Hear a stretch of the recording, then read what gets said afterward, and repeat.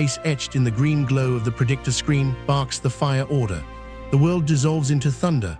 The guns buck, spearing tongues of flame into the twilight. Shells, each the size of a milk bottle, scream skyward. The gunners, ears plugged with cotton waste, work in a frantic practice ballet. Load, ram, fire. They watch the sky, waiting for the black puffs of the timed fuses. There, a cluster of dark blossoms appears in the sky ahead of the V-1. Good shooting, close. The buzz bomb flies straight through the smoke, utterly unaffected. The BRRRRRRRR doesn't falter. Reset fuses, fire again. Another salvo, more flak bursts.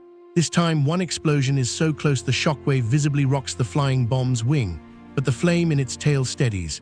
The sound persists. It passes overhead, that terrible, unshakable drone, and continues its grim pilgrimage towards the capital. The guns fall silent.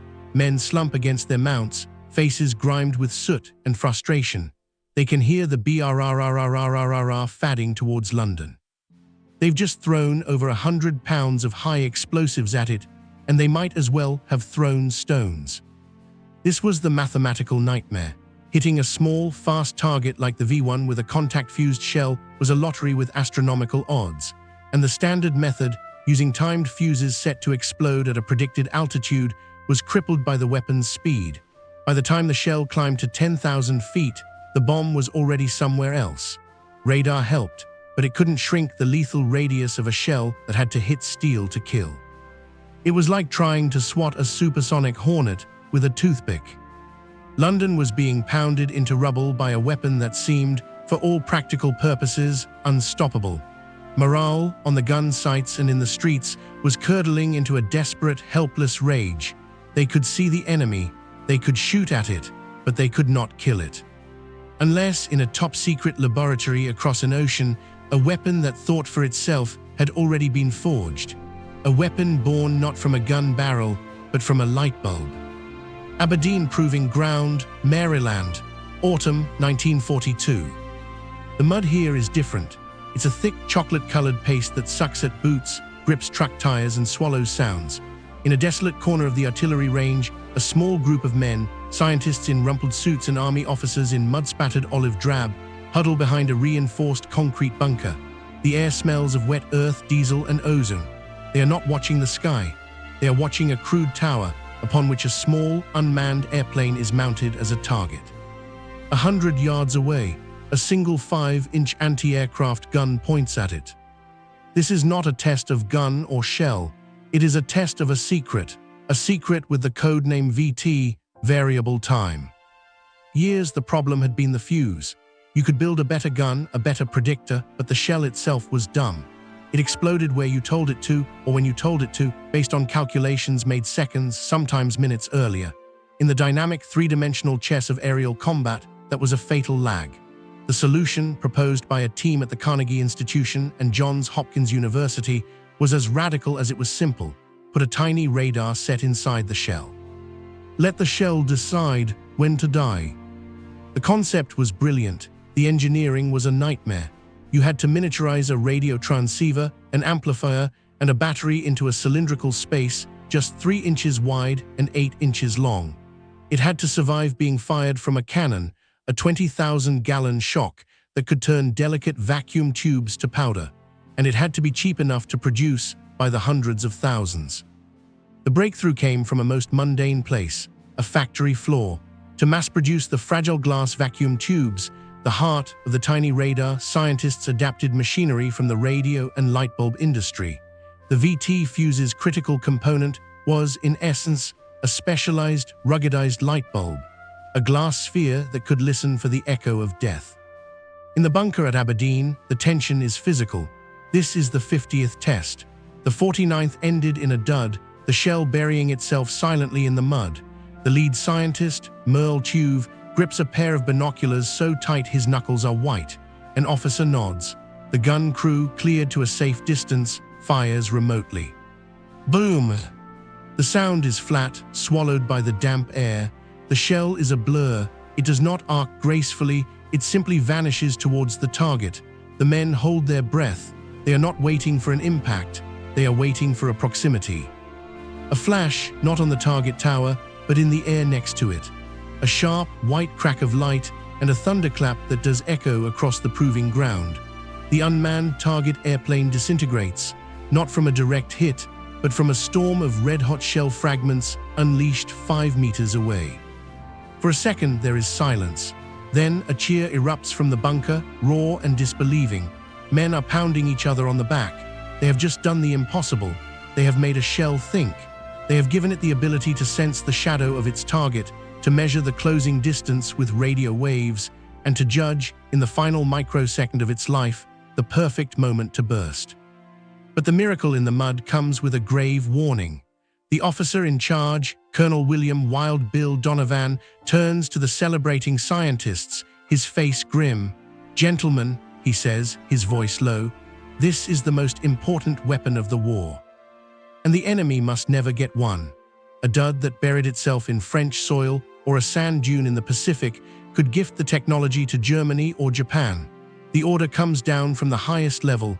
VT fuses are not to be used over land. They are for naval engagements in the vast, deep Pacific, where a dud shell would sink into unrecoverable fathoms.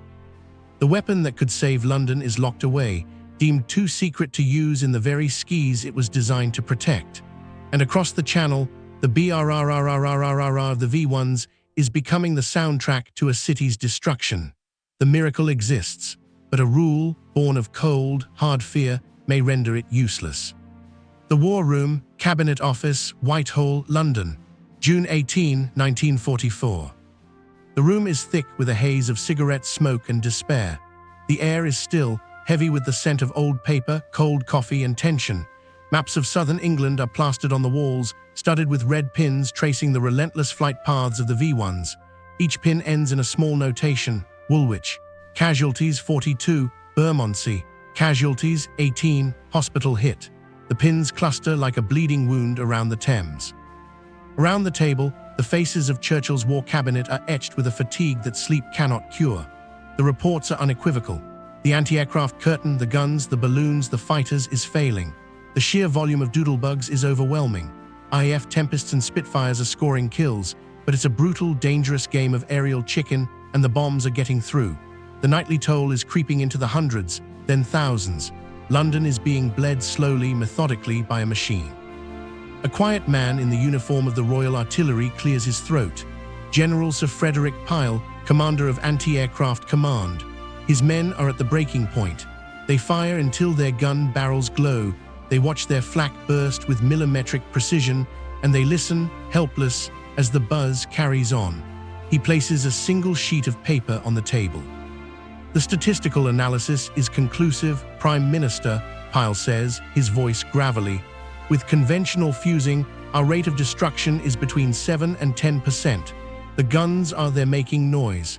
They are not saving London." He lets that hang. They are not saving London. Then he mentions the rumors.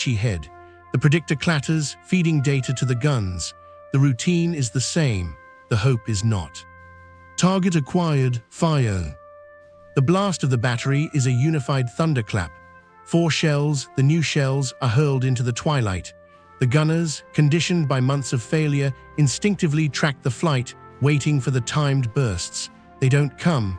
For 2 heartbeats, there is nothing, just the receding buzz of the bomb. Then a flash, not a puff of black smoke, but a sudden, silent, white bloom of light that blossomed exactly beside the tiny, speeding cruciform shape. A millisecond later, the sound hits them, a sharp, singular crack, different from the diffuse boom of time-fused flak. It is the sound of perfect, efficient violence. In the binoculars, the effect is surreal. The V-1 doesn't simply explode. It comes apart.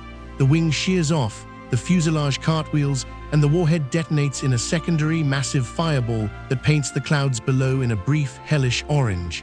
The BRRRRRRRR stops, abruptly, totally. replaced by the roar of the explosion, and then silence. On the gun site, no one moves, no one cheers. They are frozen in disbelief. They've just killed a buzz bomb with a single salvo, not after 100 shells, not with a lucky hit, with 4 rounds fired almost casually. The American officer allows himself a thin, tight smile, then turns and walks to the field telephone. He has a report to make. One word: operational. What happened in that millisecond was a symphony of miniaturized genius. As the shell rocketed towards the V-1, the tiny vacuum tube lightbulb inside its nose began to transmit a faint radio signal. That signal shot forward, hit the metal skin of the flying bomb, and bounced back. The echo was received. A tiny amplifier surviving forces that would crush a man recognized the return signal. As the shell closed to within 70 feet, the ideal lethal radius, the echo grew stronger. A thyrotron tube triggered, not a timer, not an impact, a recognition: you are near the target. Clicking. A capacitor discharged. The shell detonated. It was not aim, it was not luck, it was automation. The shell had made the final, lethal calculation itself. The mathematical impossibility had been solved not by better gunners, but by a better fuse. The effect on the diver belt, the corridor of guns redeployed to the coast, was transformative and fast. Within days, the kill rates don't just improve, they skyrocket, from 10% to 30 to 50 and higher. The guns are no longer a noisy deterrent, they are a lethal barrier. Batteries compete for kills. The psychological shift is seismic. The men hear the buzz, and now they feel a hunter's focus, not a defender's dread. They load the funny fuses with a reverence once reserved for relics. But the secret is a sword hanging over them. Every time they fire, they risk it. One dud, one shell that fails to arm and buries itself in an English field is a potential catastrophe. German intelligence is not stupid. They see their V-1s, which once flew with impunity, now being swatted from the sky with inexplicable ease. They will be looking, they will be digging. The miracle is working. London can breathe again. But with every brilliant, life-saving flash over the channel, the men who trigger it are also rolling the dice on the entire future of the war. They have been given the power to save a city and the responsibility to lose a technological war in a single, failed shot. Late July 1944, the Kentish countryside near a 3.7-inch gun site. The field should be quiet. It's a pasture dotted with sheep that have grown strangely accustomed to the thunder of the guns. But tonight, there is a different kind of activity. A small, unmarked army truck, its headlights hooded to slits, bounces across the rutted track. It carries a disposal team and the American technical officer. Their faces are lit by the dim red glow of a dashboard light, taut with a tension that has nothing to do with enemy action. Earlier that evening, a battery 10 miles away had engaged a V-1. 3 VT shells had performed perfectly, shredding the bomb in a cat's cradle of shrapnel. The 4th shell had not detonated. There had been no flash, no echo on the radar return. It was a silent shot. It had simply vanished into the night, somewhere in this quadrant of farmland. For the VT fuse guardians, this is the nightmare scenario. A dud, a complete, intact, top-secret radar proximity fuse lying in a British field waiting for a farmer's plow or a curious German agent. The security protocol is immediate and absolute: find it, recover it, or destroy it in place. The team fans out, moving with silent urgency. They are not soldiers on the attack, they are archaeologists of a future they must bury. They use portable Geiger counters, not for radiation, but tuned to detect the faint radio emissions from the fuse, potentially still active battery. The officer sweeps his unit back and forth, the clicks in his headphones a frantic heartbeat. The grass is wet with dew. The only sound is the distant, comforting rumble of the coastal guns, still doing their work. Then the clicking rises to a steady whine. They've found it. The shell is buried nose down, 10 feet deep, driven into the soft chalk like a deadly seed. It is intact. The delicate glass radar set inside has survived the impact, but the arming mechanism has failed. It is a pristine example of the Allies' most advanced weapon sitting in the open. There is no celebration. The officer radios for the demolition kit. They will pack the crater with explosives and turn the shell and its secret into scrap metal so fine it could be mistaken for ore. As they work, the officer can't help but look up. The sky is alive with flashes, not the constant orange glow of London burning, but quick white stabs of light over the channel. Crack, crack, crack. Each one is a V-1 dying, each one is a victory. And each one, he knows, is another roll of the dice. This is the hidden war within the war. Every VT fuse fired is a calculated risk. The gunners see only the effect, the impossible made routine.